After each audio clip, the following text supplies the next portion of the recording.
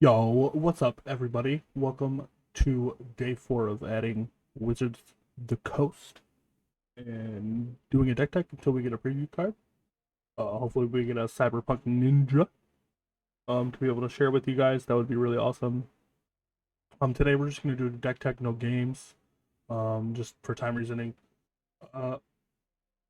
Yeah, you guys know the drill. If you haven't already, please make sure that you're subscribed to the channel, that you give it a like and a comment if you want some interaction.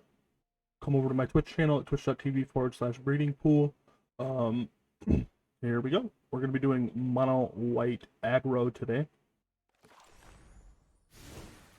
So basically, you have like 3 options right now to play. We'll cover some of the other decks too, but to play in standard. The 3 most represented decks over the satellites this weekend were mono green, Is it Epiphany, and mono white, I believe, if I'm not mistaken. It's powerful by itself. Uses the snow package for Faceless Haven. This is a list that I think is tuned a little bit better to beat the mirror, as it's playing for Battlefield Raptor to kind of go over the top, give a little bit more evasive threats in there. Champ is for Chaplain of Alms, which disturbs into the Chapel Fieldgeist, the first strike creature with ward. Really good when you flip it, gives all your creatures, all your other creatures ward 1, which is just enough disruption to stop like certain spells from happening from the Epiphany deck. Quite good just against any type of spot removal or anything like that. For Usher the Fallen, probably the best 1-drop in the format right now, just because you can make tokens. It does build an army by itself, and it's a 2/1 1-drop. For Clarion Spirit, great card. If you're playing aggro, multiple spells a turn, generates you a token that combos well with Intrepid Adversary, as it pumps your creatures, and just having any type of evasion when you're this type of deck is really strong. 3 Fateful Absence in the main, as it's probably the best creature kill spell in white right now, with the 1 in the sideboard. For Luminarch Aspirant, if you're playing white, you're probably playing Luminarch Aspirant. If it's a creature deck, just to kind of grind out some value. Incremental value is always important. I think a lot of people are like, we look at things like this and like, oh, it only gives a +1/+1 counter in my combat. Like, well, it is a 2-drop, but itself becomes a 2/2 just by itself.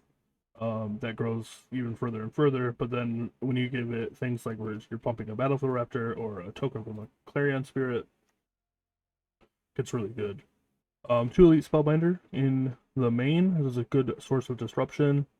We do play 2 more, or 1 more in the sideboard, 2 more in the sideboard over here.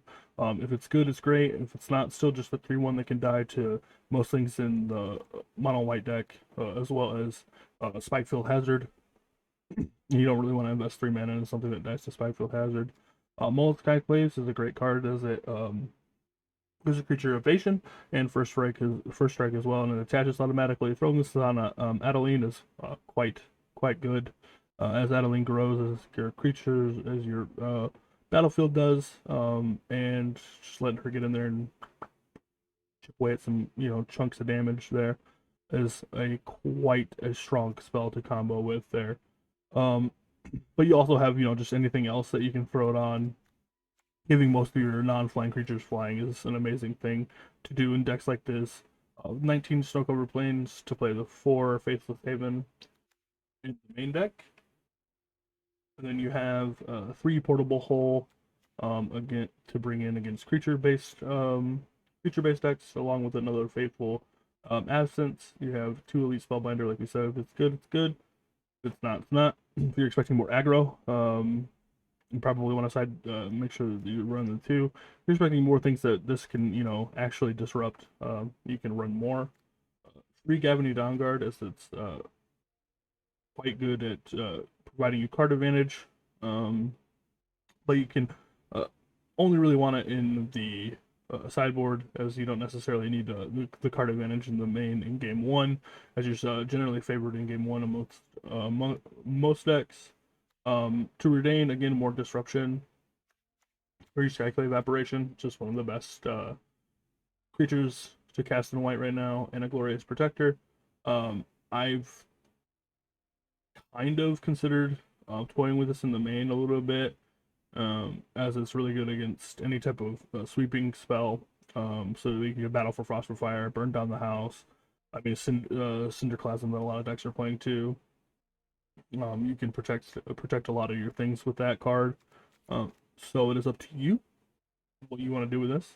Have fun. It's definitely helped my rank in like best of one.